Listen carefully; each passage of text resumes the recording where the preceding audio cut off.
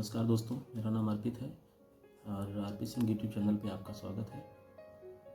दोस्तों आज हम लोग बात करने वाले हैं कि किसी भी नए घर के निर्माण से पहले हमें किन किन चीज़ों का ध्यान रखना चाहिए।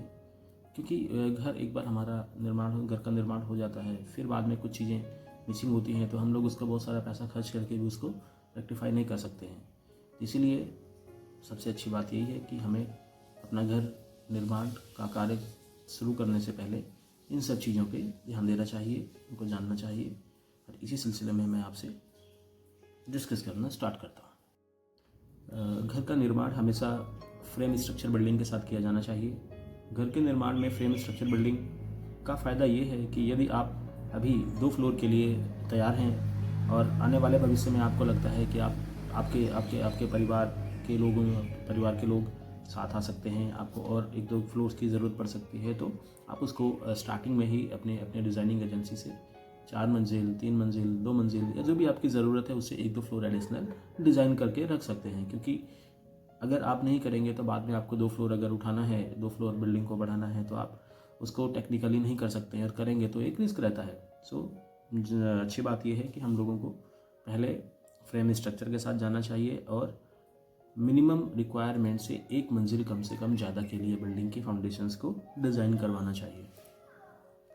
दूसरा सबसे महत्वपूर्ण बिंदु यह है कि हमें अपने घर के निर्माण कार्य के लिए सही एजेंसी का चुनाव करना चाहिए, सही कॉन्ट्रैक्टर का चुनाव करना चाहिए। यदि हम इस बात पे फाइनल हो चुके हैं कि हमें काम को लेबर रेट में एजेंसी को देना है या विद मटेरियल एजेंसी को देना है। लेबर रेट में एजेंसी को देने का मतलब ये होता है कि आपको वो कॉन्ट्रैक्टर आपको सिर्फ लेबर सप्लाई करेगा, लेबर से काम करवाएगा, आपको सारे काम करके देगा, लेकिन मटेरियल आपको देना होता है। लाइक सीमेंट आपको देना होगा, सैंड आपको देना होगा, स्टील आपको देना होगा।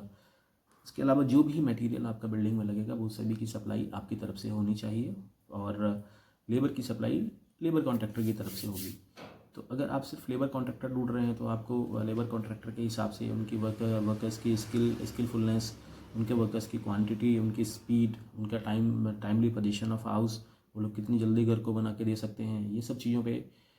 फोकस करना चाहिए। और अगर आप किसी ऐसी एजेंसी को काम दे रहे हैं जो विद मटेरियल काम करती है, मटेरियल भी वो लेके आएगी, मैन पावर भी वो लेके आएगी, आपसे एक एग्रीमेंट करेगी कि आपको 12 महीने में, 15 महीने में, 16 महीने में, जो भी एक फिक्स टाइम होगा उस टाइम में आपके घर का पोजीशन आपको देगा।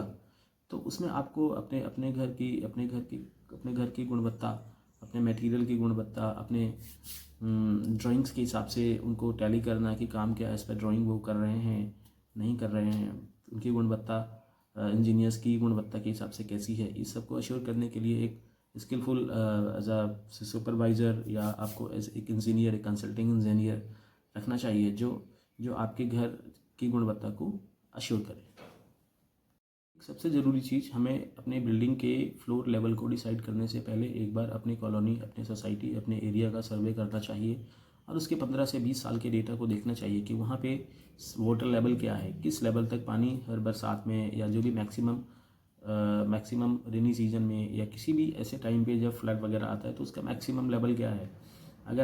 अगर आप उसको एक बार एनालाइज करते हैं तो उससे कम से कम, या जो भी वहाँ पे एग्जिस्टिंग रोड है उससे मिनिमम 500 मिलीमीटर ऊपर या 50 सेंटीमीटर, या आप कह सकते हैं सवा एक